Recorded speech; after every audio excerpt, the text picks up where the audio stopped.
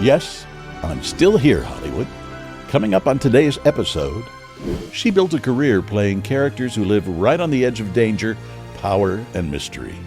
From high-stakes political drama to one of the most talked about teen dramas of the last decade, she has a way of making every role feel sharper, smarter, and just a little unpredictable.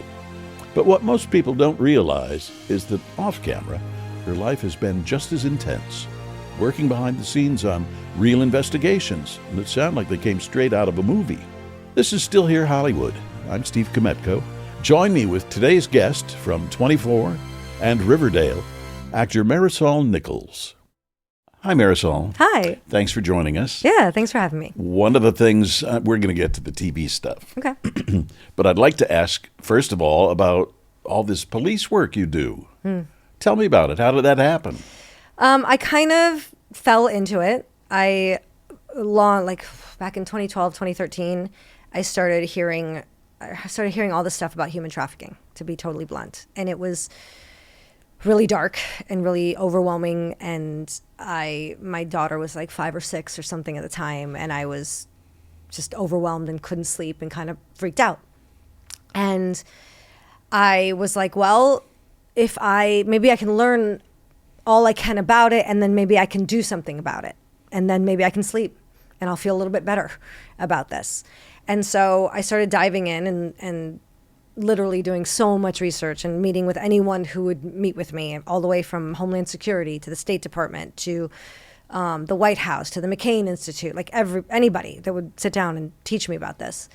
And then once I learned about it, I was like, okay, well, I don't understand why there's not riots and protests in the streets.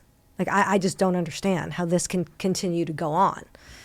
And so I was like, well, maybe if I do an event on it, then I will get the press to come, and then they'll talk about it, and then more people will know about it, and something can be done about it. So I did that. This is a long answer, and I'm sorry. No, we have plenty of time. Okay, fine. So I did all that, and at one of the events that I did, I needed a keynote speaker. And so the person who came to be a keynote happened to be former CIA, former Homeland Security, and all he did for 12 years within the government was undercover ops all over the place. And so we kind of hit it off, and he was like, hey, do you want to come with me? And I was like, to watch? And he's like, yeah, to watch. You and my sister, and da-da-da. And I was like, okay. And I was a little freaked out because they were going to Haiti, which is, not a nice environment. And I went. And on the way back, they were stopping over to track an American who was traveling abroad to do bad things with kids. And as they were about to go meet with him, he said, would you like to go undercover with me? And I was like, what do you mean? And he's like, I could use a woman right now. Like, it'd be actually great. And I'm like, right now? And he's like, right now. I was like, okay. And he put a baseball cap on me with a hidden camera and a pen that had a recording equipment and was like, okay, here's the story. We just got back from the Dominican Republic and we just did X, Y, and Z, and you're the girl who travels with us, and this is what we want to get from the guy. We want to get this information, this information, this information. Are you ready? And I was like, okay. And off we went.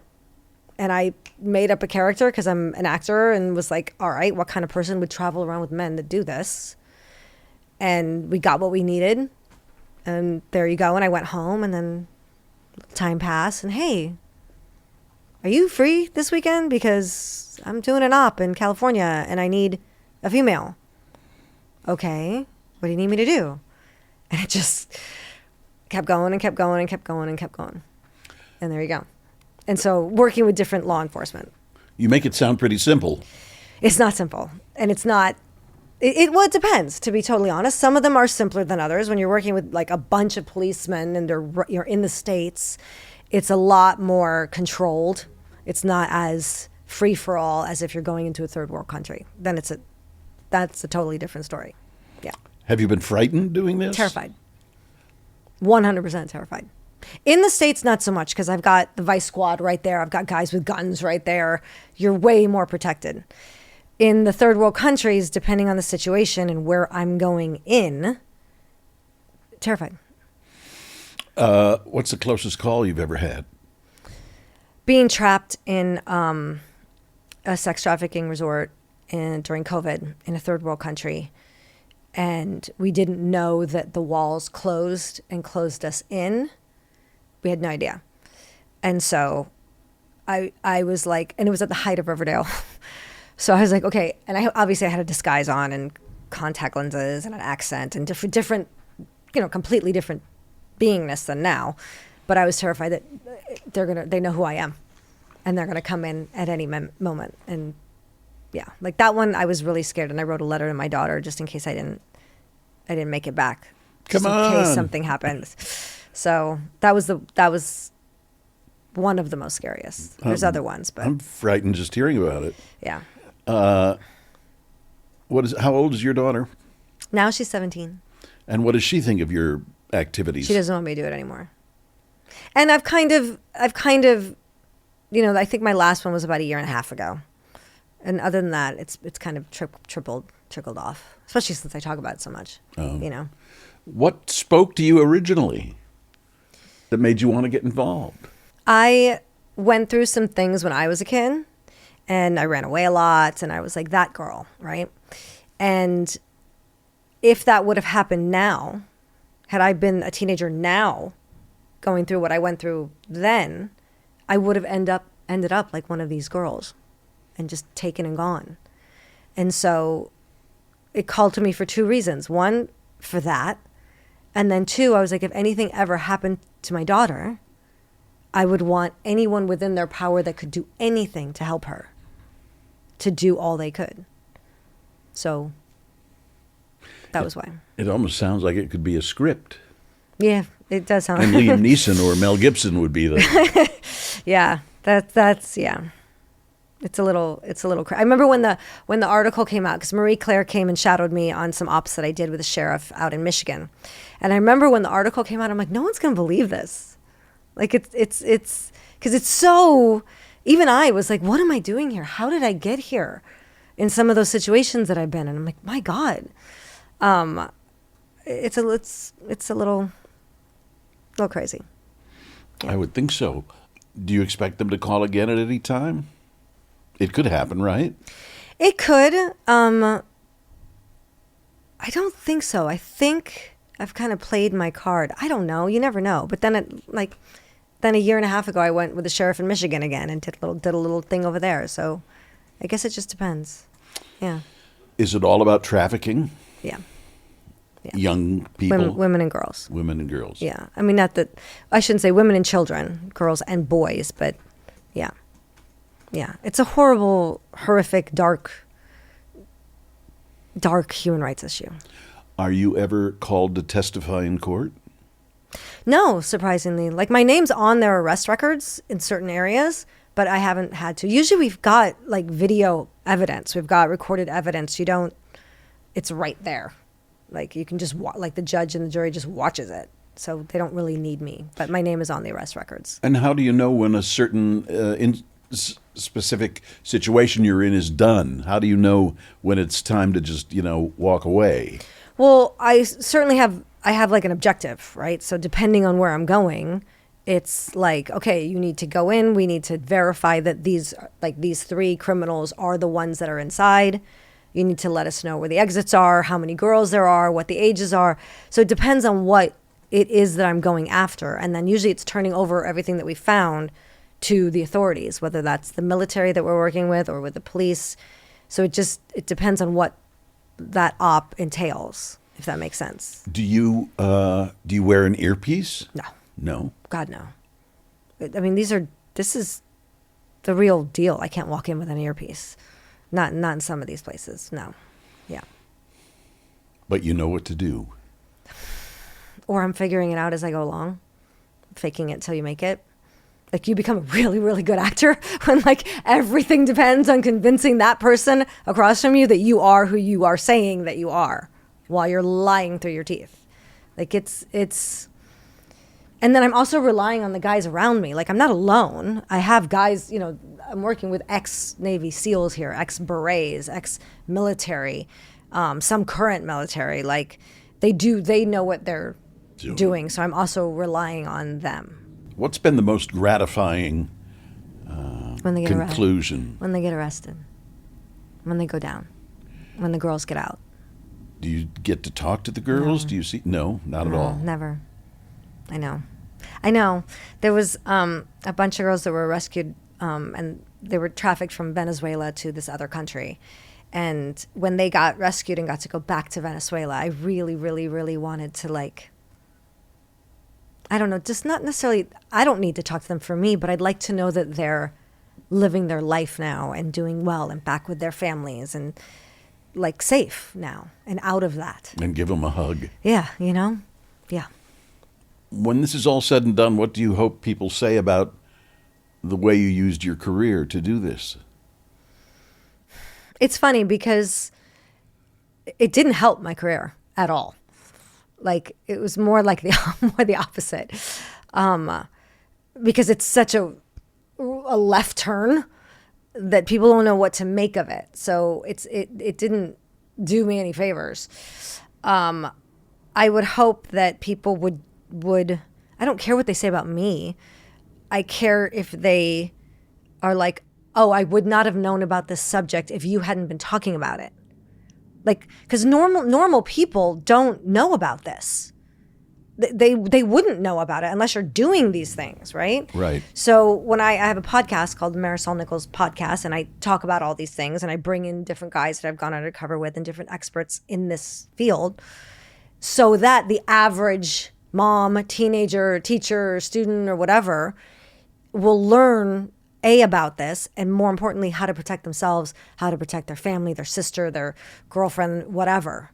So that's more what I care about, is that I've reached people and helped certain people to not fall into this trap. When do people come up and talk to you?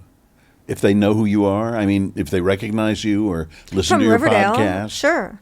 And then people who listen to the podcast, yeah, they do, which makes me very happy. Yeah. Were all the folks you were involved in capturing, were they all convicted? I don't know. Some of them, yes, 100%. Like the ones in the States, yes, that I know, that I could follow up on. The ones that were in other countries, I just rely on the data that they gave me, and then that's it. And I move, and I'm like, that's it. Like, okay, I'm out. Because it's dangerous. It's scary. I don't want, I want this much space between me and that. Do you know what I mean? But the ones in the States, absolutely. Do you have any kind of a count of how many people you put in prison? No. No? I could find out. But I don't know. Okay, next I mean, time. I would guess dozens. Dozens? At least in the States. Yeah.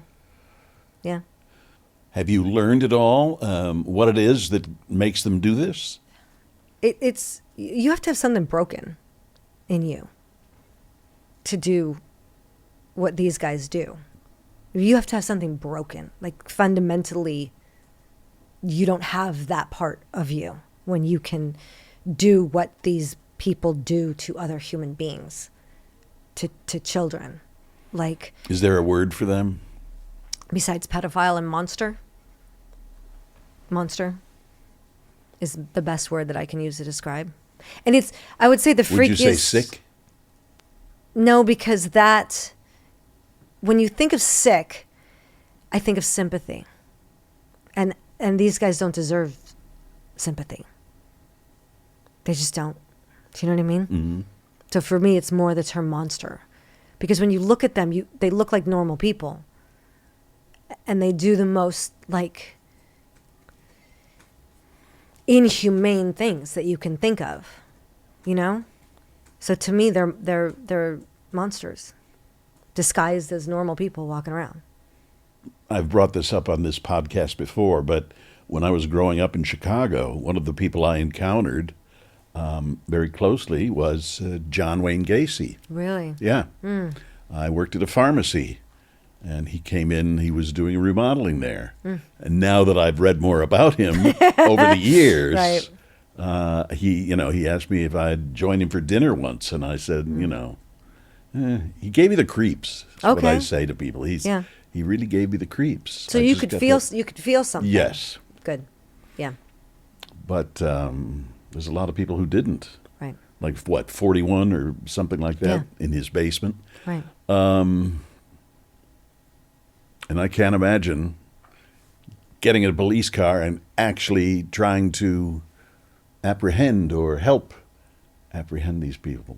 I think it's very noble. Yeah, but what if someone came to you and was like, hey, listen, you have a particular skill set that none of my officers or agents have.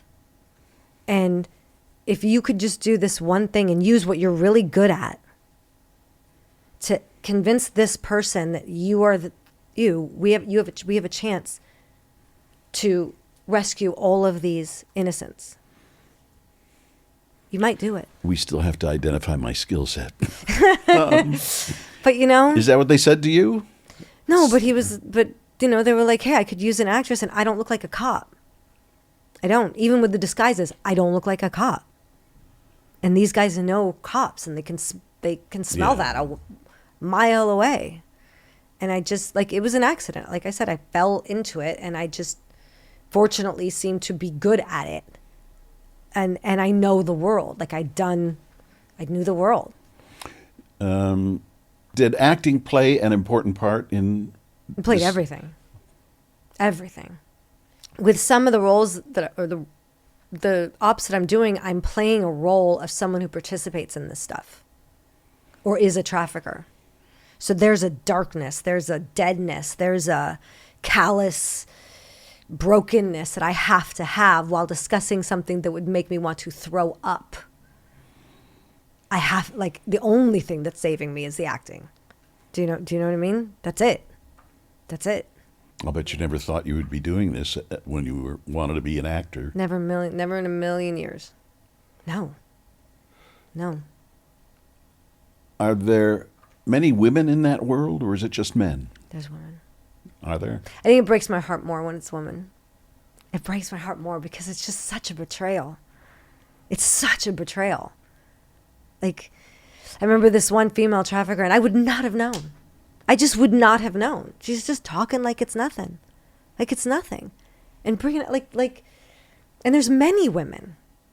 And the thing about women is you naturally want to trust a woman, And so they can get away with it even more because they get kids' trust and young girls' trusts. And 100% there's women. It kills me more than the men because it's such a betrayal. Is there an age range? Yeah.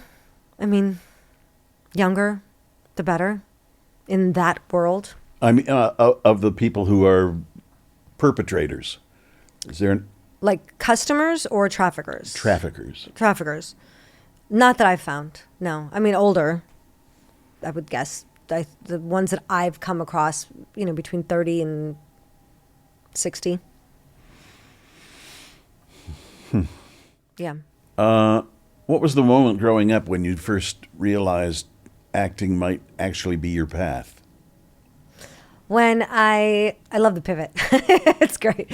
I tried out for a play in a junior college of DuPage. And I thought I'd be an extra. I tried out to be an extra because I had nothing going on. I just broke up with a boyfriend. And I was like, let me see what am I going to do? And they gave me Catherine from A View from the Bridge. And I got on, and I didn't know, I was like, are you sure? And the second I got on that stage, I was like, oh, okay, I get this. I love this. And that was it. We'll be right back. If you'd like to be more involved with us at Still Here Hollywood, you definitely can. Just visit patreon.com/stillherehollywood. You can support us for as little as $3 a month. You can get our episodes a day before they post anywhere else. You can see what guests will be coming up and submit questions for them. You can even tell us what stars you want us to have on as guests. You'll see what goes on before and after the episode, plus exclusive behind-the-scenes info, pics, video, and more. Again, that's patreon.com/stillherehollywood. You've said you didn't take a traditional route to Hollywood. No. Yeah. What do you mean by that? Well, I mean, I wasn't in acting class. I didn't even take a theater class, like in high school or nothing, you know. In college, I tried out for play, got the lead role, kept going. I was like, well, what else you got? And they're like, oh, we have a speech team where we compete with theater pieces. So they brought me on the team, and in 3 months we were at national championships, and I won the national championship. And I was like, oh, wow, okay. And I was like, all right, well, why don't I, get a waitressing job and try to be an actor? And so I did, and I did a bunch of plays because Chicago has amazing theater. Yes, it does. Amazing theater. And then I accidentally, there was a scout that was coming through Chicago, and she asked me to audition for a TV series for CBS that they were casting, and I did, and I ended up getting it. They moved me to LA, and there you go, and I got on the series. How do you like the way your life is unfolding? It's still unfolding. I'm still figuring it out, Yeah. Before the bigger roles came along, what was the job or moment that made you think, okay, I can actually make a go of this acting thing? Did you have people who were supporting you along the way? I mean, I did. Psychologically? Like the theater guys, the theater director and the speech team director. Those guys were amazing. Like, they were the ones that I was like, I can't do this. I guess you can. Like, you can do this. They were great. They were my like, to this day, I still talk to them. They're wonderful people. Like, they believed in me and they took a chance on me. And I never did it before, so they were great. I think that, like, I kept getting surprised, to be totally honest. Like, when I got the series, I was like, really? Okay. And then the series ended, and I was like, okay, well, that makes sense, And then I ended up getting Vegas vacation, like within 6 months or something, or 8 months of being in LA. And I never thought in a million years I would get that. Because I was like, it's Chevy Chase, and it's Beverly D'Angelo, and they have white kids. Audrey Griswold's like the whitest kid in America. Like, these are all American kids. And I was like this little brown kid from Chicago. I'm like, it's never going to happen. And I think I auditioned for 3 months for that role. And then they ended up casting me. And I think every time I was just genuinely surprised. Like, genuinely like, really? Okay. All right. Okay. Well, I think that's the kind of attitude to maintain, because you're never disappointed. Well, true, but it's very hard to maintain that when you're like, hey, I've been doing this for 2 decades. Let's go, kind of thing. It's still a rough business. It's still like, so many no's until there's a yes. It just is what it is. What would you tell your younger self? I would tell my younger self, keep going. Don't take it so seriously. There'll be another one. There'll be another one. There'll be another one. Every time there's a no, don't marry that guy. Don't go on that date. And slow down a little bit. I'd say take it easy. Slow down a little bit. You're all right. You're all right. Have you gone too fast sometimes in your life? Yeah, I think so. Everything always seems like I'm dramatic. I don't know. I'm Latina. I'm a Scorpio. Like, I'm dramatic. So to me, it's always, it's all in, or like, oh no, or all out. Like, there needs to be, like, now I think, now that I'm a little bit older, I'm like, okay, there's a happy medium here that I can start to live in. But when I was younger, it was all in or all out, and devastated if you didn't get it, or, a whole thing about life, about everything, all of it, relationships, all of it. Tell me, educate me. Tell me what it's like being Latina in Hollywood. Okay, I'll tell you exactly what it's like. Okay. All right, the first half of my career was a lot of, like, I'd want to audition for a role, or I auditioned for a role, and all I would hear was, we don't want to go ethnic. I was like, what the hell does that mean? I don't know. And what would be the problem of going ethnic, whatever that meant? Then, the second half of my career, you're not ethnic enough. You're not Latina enough. I'm like, good Lord. So I finally realized, like, they don't know what they're doing for the most part. Like, I've really noticed that. They're guessing. And it's such trends. Like, okay, now we want, Latinos, or now we want, people with different colored skin. Okay, and then next week they may not. Like, it goes with the winds and all that, and I can't control any of that. So I can only control like what I do in the room or now on tape, and it pisses me off to no end. We've talked about that a lot here. Yeah. That's come up a lot. Which part? The doing self-tapes. Yeah. I love it and I hate it. I have a love-hate relationship with it. I love it because I get to give my best take, which I love, but I hate it because I can't walk in the room and see the director. I can't feel that energy in the room if what I'm doing is landing or not. No feedback, no there's interaction, nothing. no facial reaction. No, and acting is it's a communication. It's a two-way communication. It sucks to not have that on the other side. I miss that a lot. But in other things, I'm like, well, at least I get to give my best take, and you're just guessing there's no, acting is such a give and take communication. And I miss that other half. Well, and then too, even if you're not an actor, I know that, people have asked me, why don't you stay in Chicago and do this on Zoom? It's not the same. No, it's not. As seeing someone and meeting someone face to face. Yeah. What you're giving off, what you're receiving. Yeah. It's completely different. Yeah, you need that energy. Like you feed off of that. Whether you're interviewing or acting or performing or whatever it is. At the end of the day, it's communication. At the end of the day. Bingo. Yeah. Riverdale became kind of a cultural phenomenon. Almost overnight. Yeah. Did you have any idea it was going to hit that big? No. We had no idea.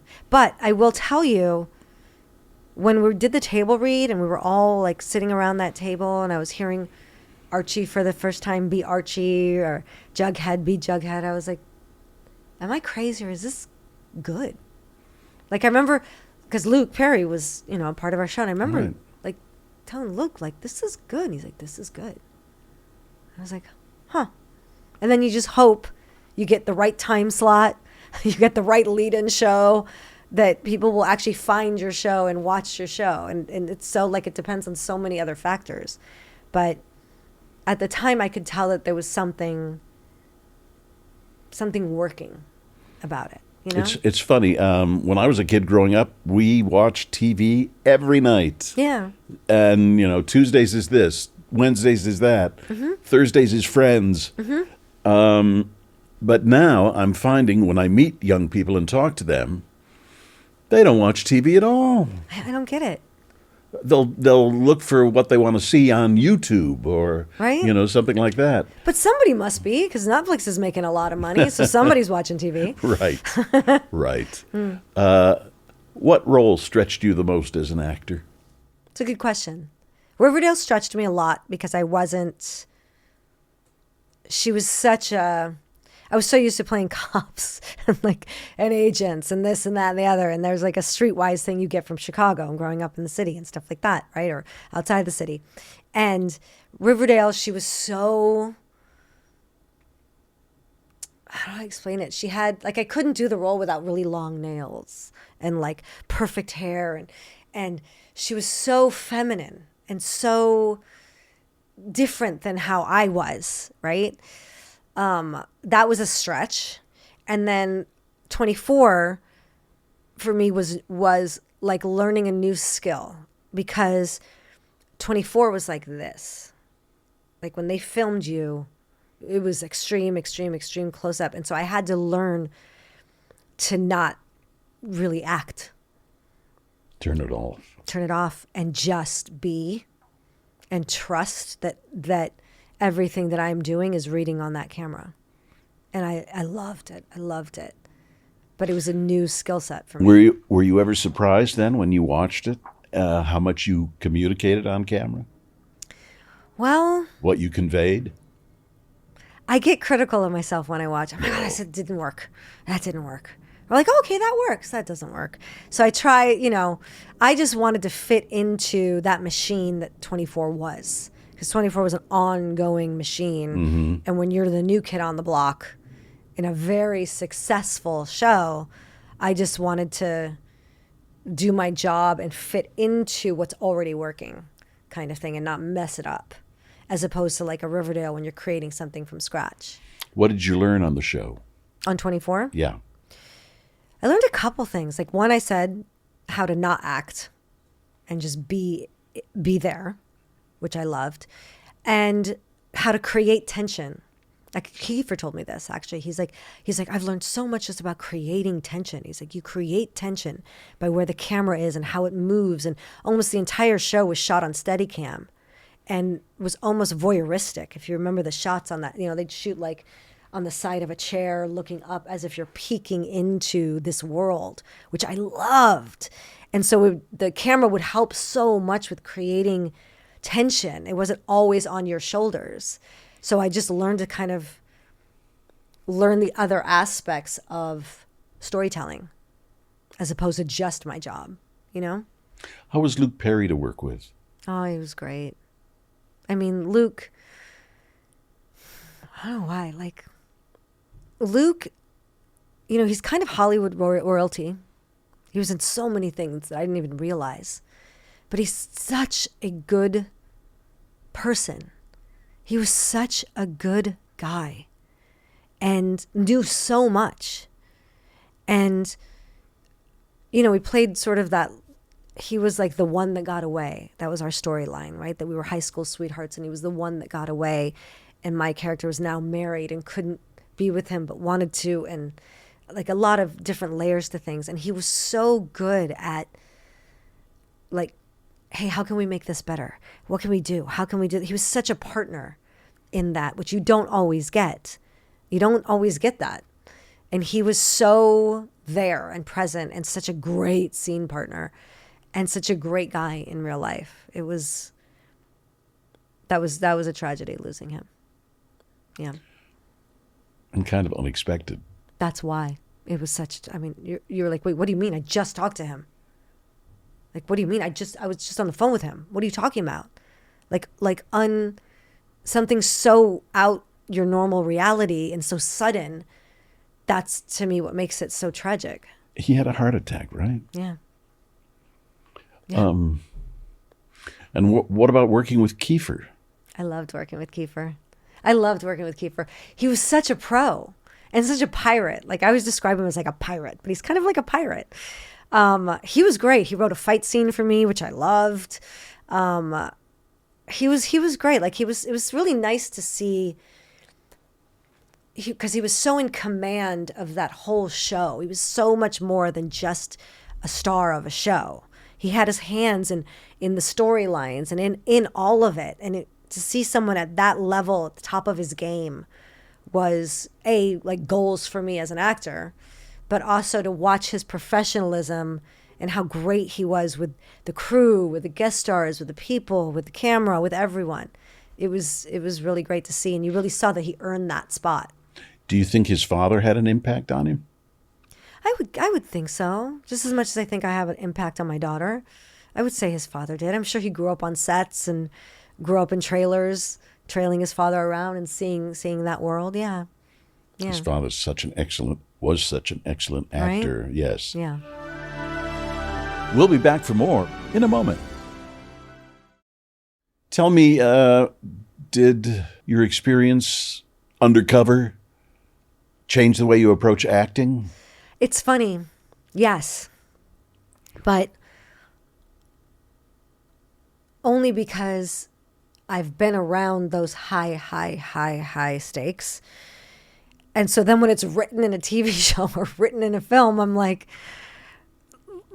it's almost like I know it too well and they want the TV version or the film version of that, where it's just like, like, do you understand what's actually happening here? Like, this is life or death. This cop who's being a cop, like, that's not like it when it's in real life, it's a different fucking story. But pardon my French, didn't mean to swear. I don't know if I can swear on this or not, but it's a different fucking story, when the stakes are real. And like I said, it's a very, very dark subject, and I'm very fortunate that I could go in and out, like back out of it, as opposed to law enforcement that's in that every single solitary day. Like, I get why cops like drink, and you get why cops like have like, short lifespans, and you get the heaviness that they carry around with them because these guys are confronting this stuff every single solitary day. It's it's a rough job. And so to me, if I'm playing a detective or want to play a detective, there's got to be that toll that it takes on you. It's not all clean and this and let me investigate. Like, it's not that. It's dark. You have to have that heaviness, you know? Could you do that on a daily basis?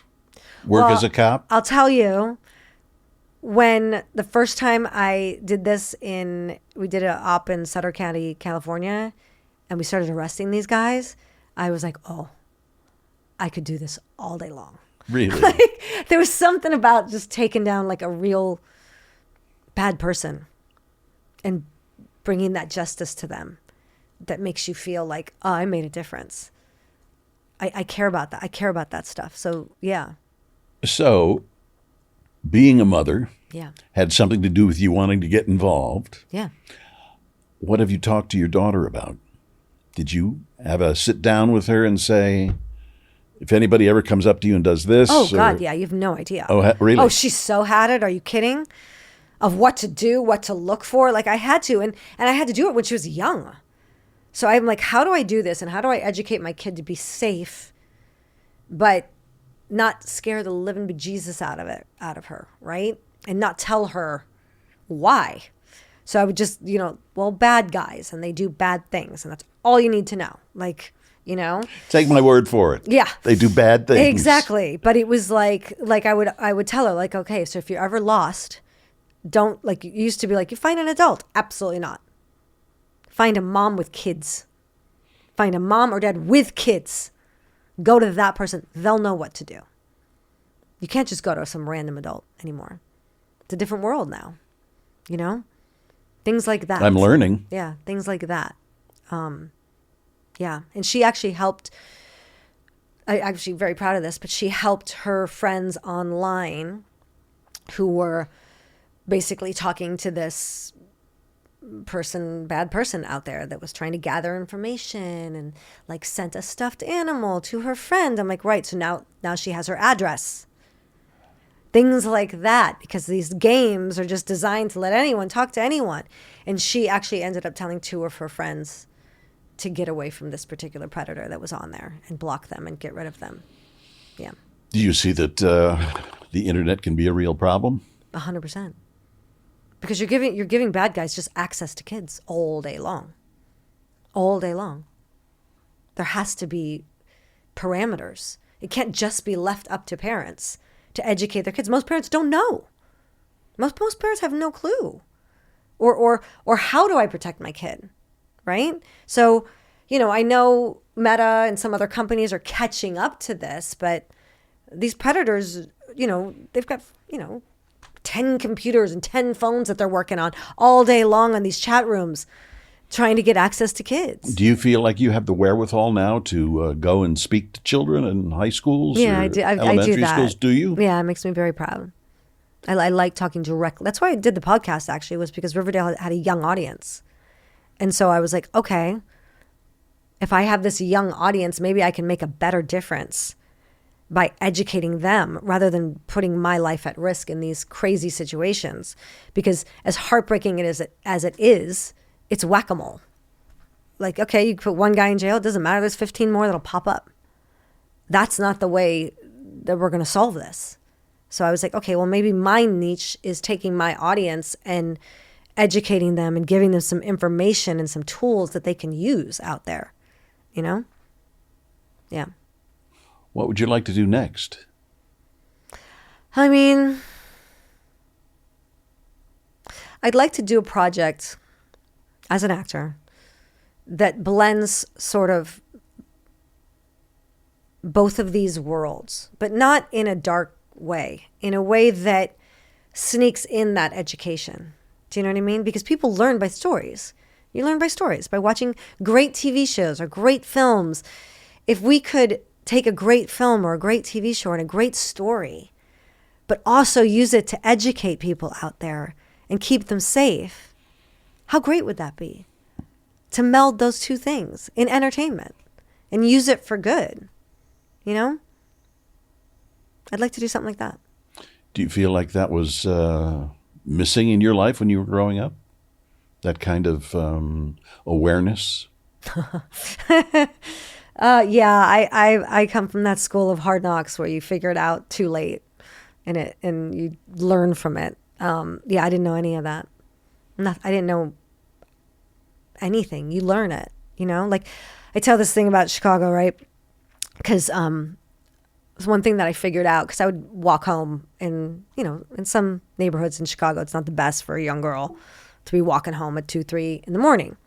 And so what I learned was, I was like, I think I was pissed off at my boyfriend one time, and I was like, I'm going for a walk, and I left, and I was like talking to myself like loud, that fucking asshole, da, da, da, da, da, da.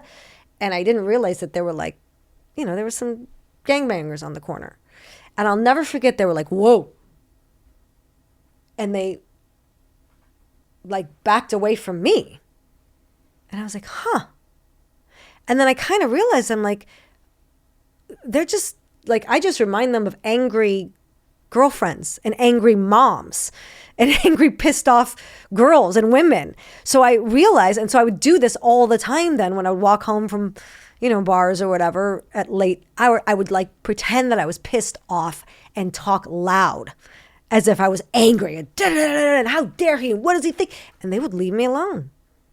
They would just leave me alone. I was like, kind of cool. So you learn things on the way. Mm-hmm. Yeah, Chicago does have some tough areas. Yeah, like you can't be the quiet one walking like this. You're a screaming target. So I tell my kid that. I'm like, no, you got to be angry. You got to act like you're pissed off. Just act. Just do it. And then you'll get home. Does your daughter act at all? No, she doesn't. She has no desire to be in front of the camera. None. I know, no. But she creates everything behind the scenes. She writes stories and writes music and has all these characters that she's now finally posting on social media and she's got showrunners reaching out to her of like how great of an animator that she is. But she won't put her face out there, which in some ways I'm very happy, Well, you've seen the other side firsthand. Yeah. I shouldn't have done that tangent because my mind just took Well, off. here, let's switch places. Do you have kids? Are they in the business at all? Nope. No? Still dealing with being gay. Okay. That takes a while. That does take a while. Chicago's come a long way. Yeah, it right? has. Yep. Yeah. Boys Town. Yeah. I lived in Definitely Boys Town. Oh, yeah, there. Halstead and Clark. Very close to Wrigley Field. That's right. I was actually on the Pride Parade. Oh, were you? In Boys Town, yeah. Throwing Fruit Loops with my friend. It's fun.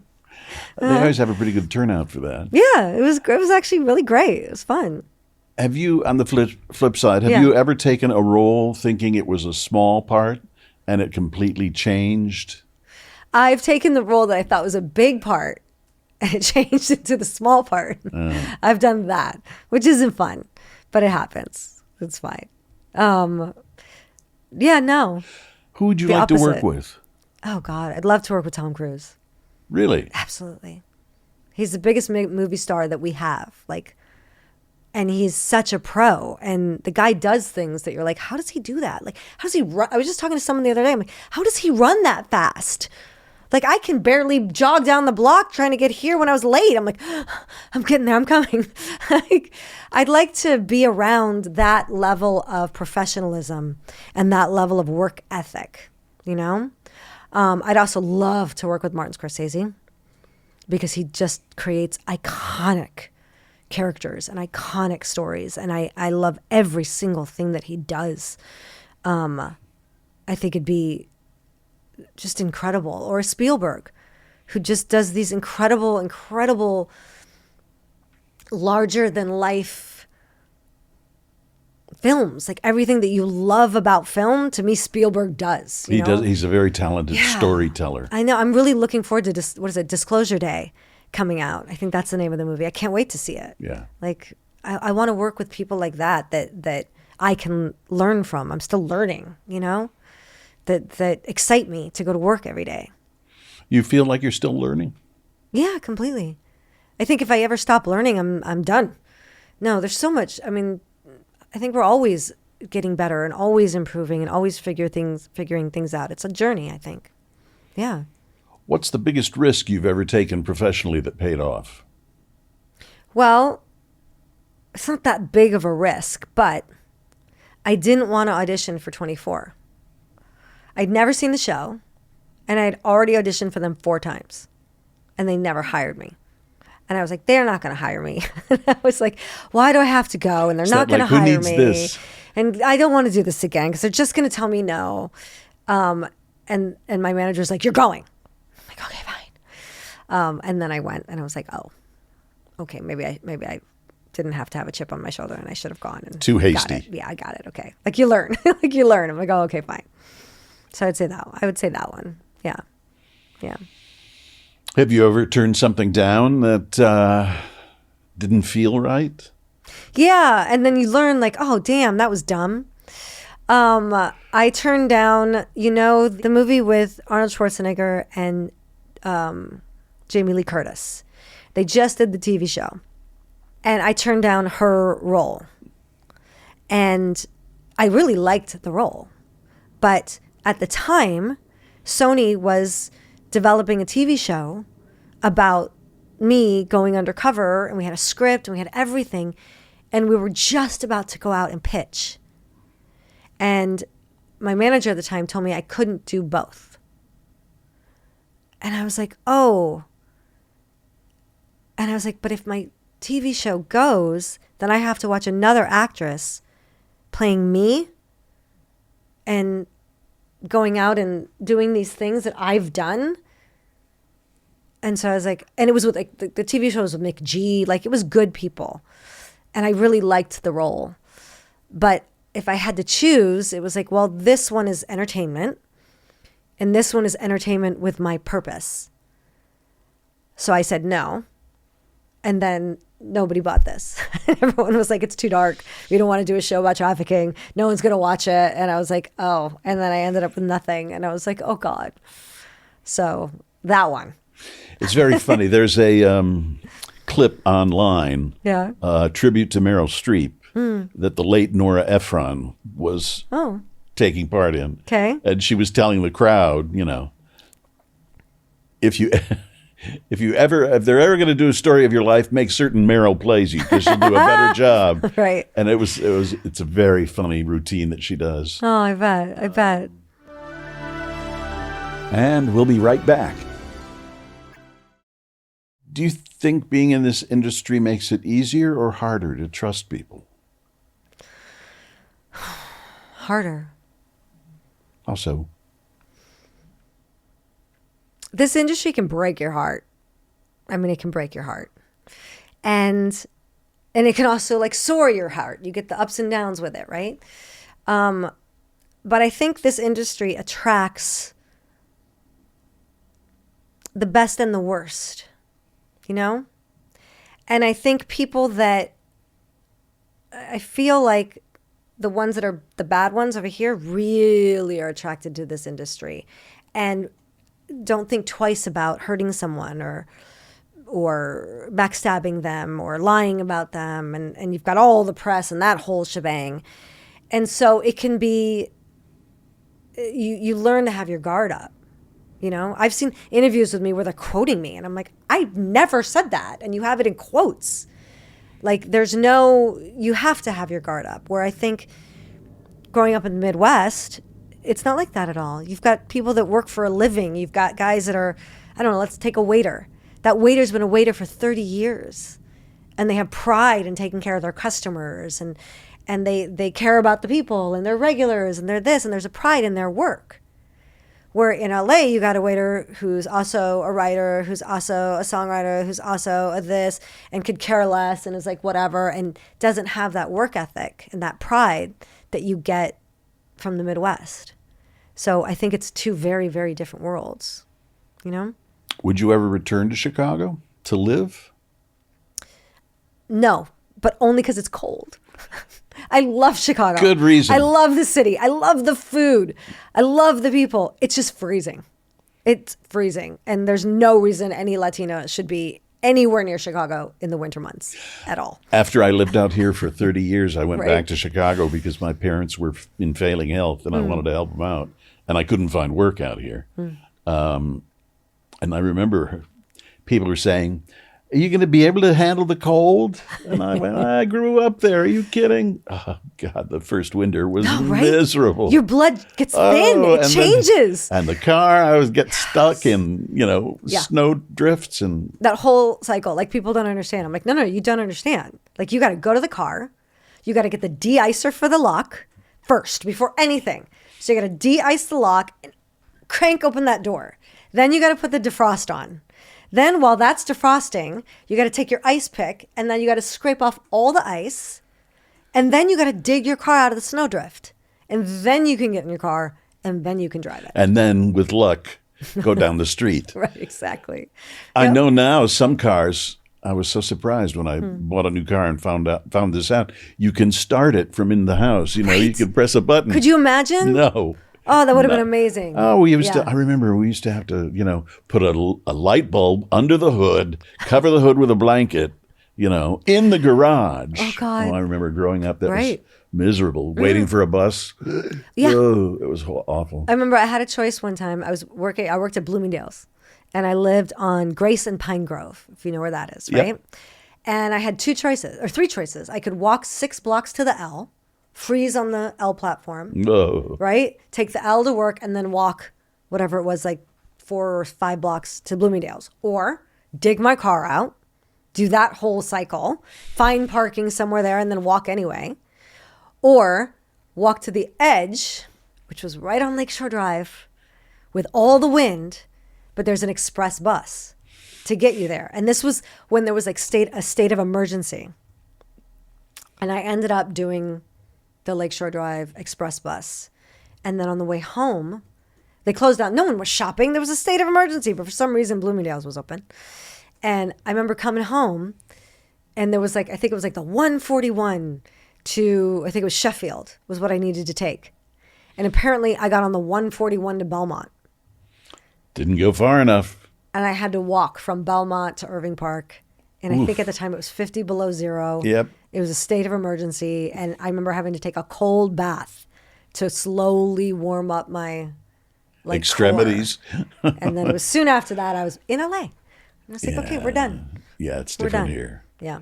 On social media, you have millions of followers. Well, thanks, Riverdale. But yeah, thank you.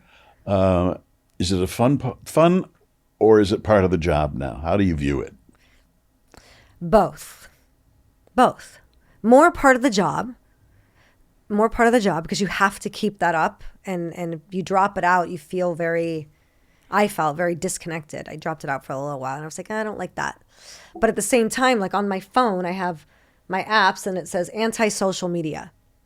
So I remember when I'm posting, hang on, because the ones, what I tell my daughter all the time is the ones that are sitting there going, those are actually the minority, but they're the loudest. And the ones that they're the ones that stick with you. Exactly. And they're loud, where the people that are like, oh, that's nice, just keep going. They don't make any noise. So I always have to remember that when I'm communicating of like, okay, hold on. How is this going to come across? Let me make sure I'm not going to say the wrong thing or have it be taken the wrong way. And I just have to, it's a job, you have to be careful. How do you mostly use Instagram? You sell cosmetics there too, don't you? No, but I'd like to. Well, I'll tell you, I love being a girl. It sounds funny, but I love being a girl, right? So I really like fashion. I like skincare and hair and makeup. And when I was in Chicago, actually, one of the jobs that I did was I taught hair and makeup and skincare and fashion at John Casablanca's on LaSalle Street to wannabe up and coming models. So I learned all that stuff and I really liked that side of things. And so I like sharing that stuff on social media, like, hey, here's my new favorite product, or here's what I like about this, or this mascara is insane. I just like sharing that stuff because to me, it's like talking to my girlfriends. I really like that stuff. And I also like watching that stuff and hearing about that stuff and people that I maybe like the way that they look or do things. I'm like, oh, how do you do that? And what did you do? And it's just interesting. It's like a nice, especially from the other stuff that I do. It's like, it's a nice bubblegum breath of fresh air of life rather than inhale. Dark. Yes, Exactly. Mm-hmm. Well, it's really been fun sitting here talking to you. Thanks. It's nice to talk to you. I thank you for all the information. It's You lead a fascinating life. Thank you very much. A very Thank busy you. one. Thanks for having me. Still Here Hollywood is a production of the Still Here Network. All things technical run by Justin Zangerly. Theme music by Brian Sanishin. And executive producer is Jim Lichtenstein.